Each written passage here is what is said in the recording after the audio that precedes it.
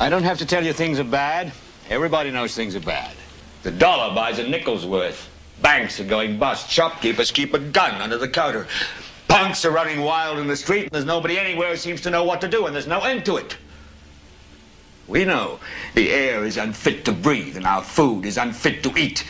We sit watching our TVs while some local newscaster tells us that today we had 15 homicides and 63 violent crimes, as if that's the way it's supposed to be. We know things are bad, worse than bad.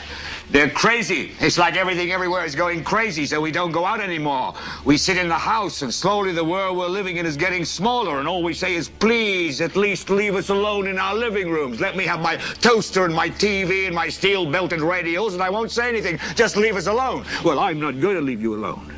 I want you to get mad. I don't want you to protest. I don't want you to riot. I don't want you to write to your congressman because I wouldn't know what to tell you to write. I don't know what to do about the depression and the inflation and the crime in the street. All I know is that first, you've got to get mad. You've got to say, I'm a human being. God damn it. My life has value.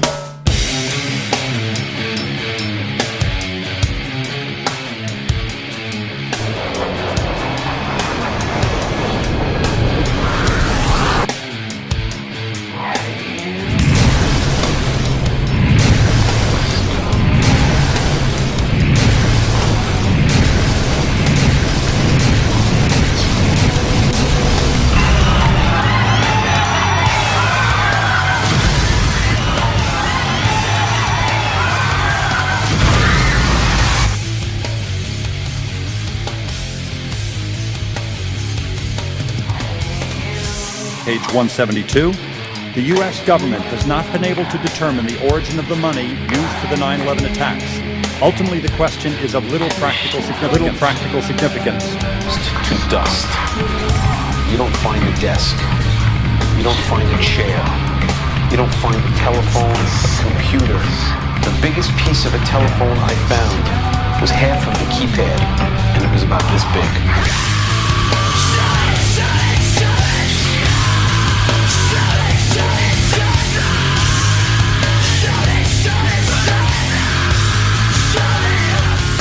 President insisting on appearing together before the 9/11 Commission? Because the 9/11 Commission wants to ask us questions. That's why we're meeting, and I look forward to meeting with them and answering their questions.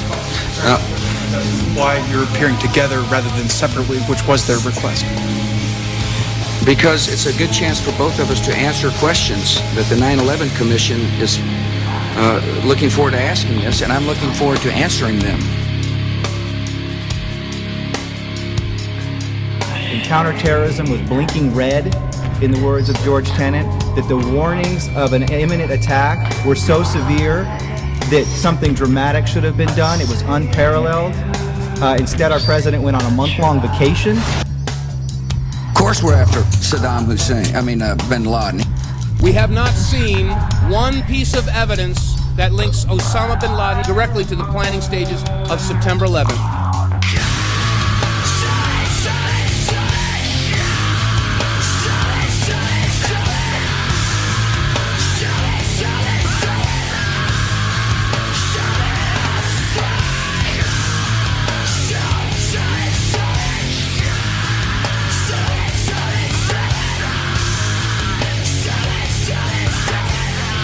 I got a call one day from an attorney woman I knew, and she said, would you like to meet one of the Rockefellers?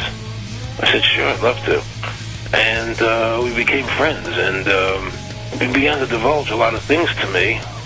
So he said to me one night, he said that there's going to be an event there, and out of that event, you're going to see, we're going to go into Afghanistan, so we run pipelines from the Caspian Sea, we're going to go into Iraq, to take the oil and establish a base in the Middle East, and we're going to go into Venezuela and try and get rid of Chavez. And the first two they've accomplished. Chavez they didn't accomplish. And he said you're going to see guys going into caves looking for looking for people that they're never going to find. You know, he was laughing about the fact that you have this war on terror. There's no real enemy. He's talking about how by having this war on terror, you can never win it because it's an eternal war, and so you can always keep taking people's liberties away. And I said, how are you going to convince people that this war is real? He said, but the media can convince everybody it's real. I mean, You know, it's just that you keep talking about things, you keep saying it over and over and over again, and eventually people believe it. You know, you created the Federal Reserve in 1913 through lies. You create 9/11, which is another lie. Through 9/11, you're fighting a war on terror, and now all of a sudden you go into Iraq, which was another lie, and now they're going to do Iran. You know, and it's all one thing leading to another, leading to another, leading to another. Now, I would say to them, what are you doing this for? What's the point of this thing? You have all the money in the world you ever want. You have all the power. I said, you know, you're hurting people. It's not a good thing. And he would say, what do you care about the people for? Take care of yourself and you take care of your family. And then I said to him, what are the ultimate goals here? He said, the ultimate goal is to get everybody in this world chipped with the RFID chip and have all money be on those chips and everything on those chips. And if anybody wants to protest what we do or violate what we want, we just turn off their chip.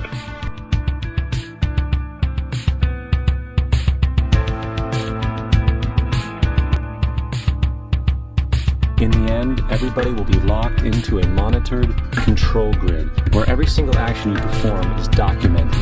And if you get out of line, they can just turn off your chip. For at that point in time, every single aspect of society will revolve around interactions with the chips. This is the picture that is painted for the future if you open your eyes to see it.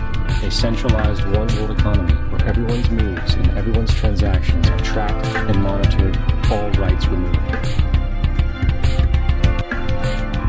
The most incredible aspect of all.